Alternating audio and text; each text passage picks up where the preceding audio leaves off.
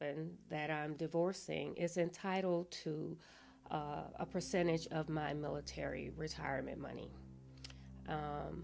That's in spite of the reasons why we're getting divorced.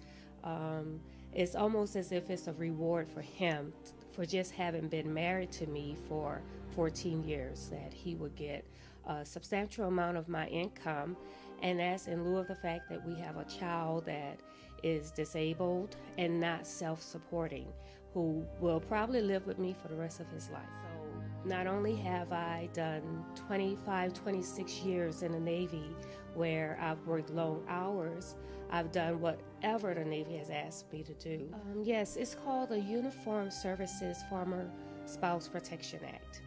And I guess it came about in 1982-83, which basically says, hey, if you're married to a military service member, upon divorce, whatever the reasons may be, you are entitled, per se, to X amount of percentages of their military retirement. The unfortunate thing about that act, and I do believe initially it was intended to do good for those spouses that were stay-at-home moms or husbands supporting that military member's career. The unfortunate thing is that it doesn't take into considerations the reasons why the divorce is occurring. In the state where I'm getting divorced at, they don't care the reasons why the divorce is occurring. Adultery, the domestic violence on the spouse's part doesn't matter.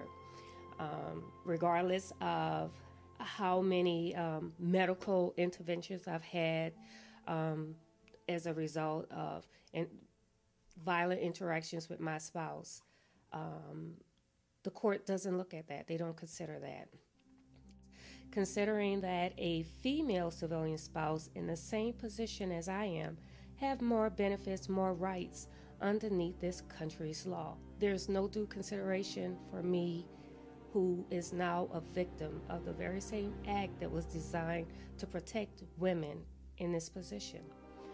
What I would like the courts to do is to look at the circumstances involving the divorce. If I can get anyone on the state level, the federal level, to look at this law and bring it back to the table to see how it's impacting that military service member, some who are coming back disabled themselves, how can we look at this and make sure they're not being railroaded or further penalized for serving this great nation of ours?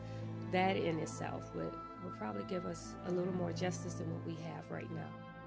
It's because when I retired, 5 years before that, I was divorced.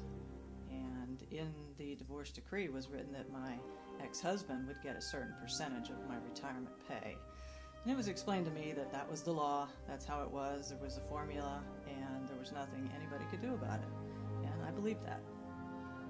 I heard about it when the divorce decree was written up, and my lawyer explained to me that that's how it was, that my military retirement pay was going to be apportioned to him as a reward for being married to me for 14 years, and that there was a formula and it would be calculated, and that was how it was. It was a law.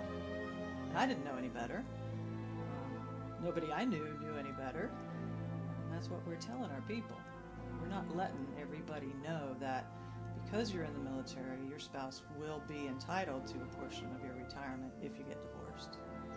I think the law, which has been around for almost 30 years now, was enacted to protect the wife of the military member who was deployed and spent her whole career taking care of the children, didn't have a chance to have a job of her own, so she had no training and skills.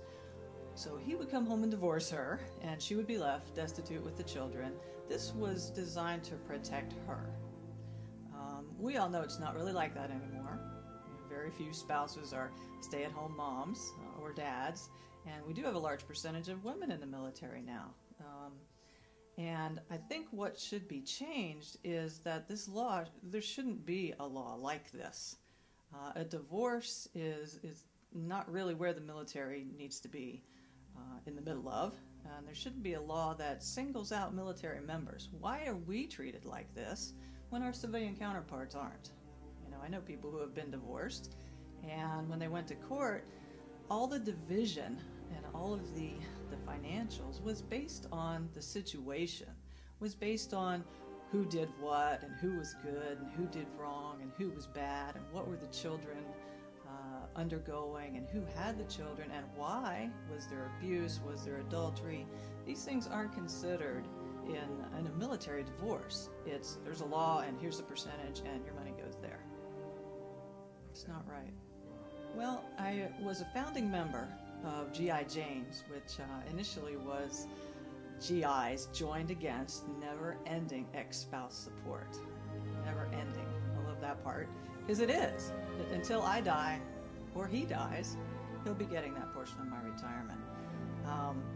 What we started out being the female military member group who had been affected by this law. And there are more of us than you think.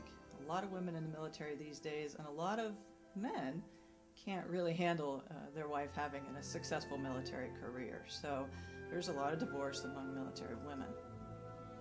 But even in the other situation, it's not always right that we reward the spouse for just being married. You know, if they actually supported the career, if they actually did take care of the children and follow the military member all around the world at the expense of their own career, yes, the court should consider that.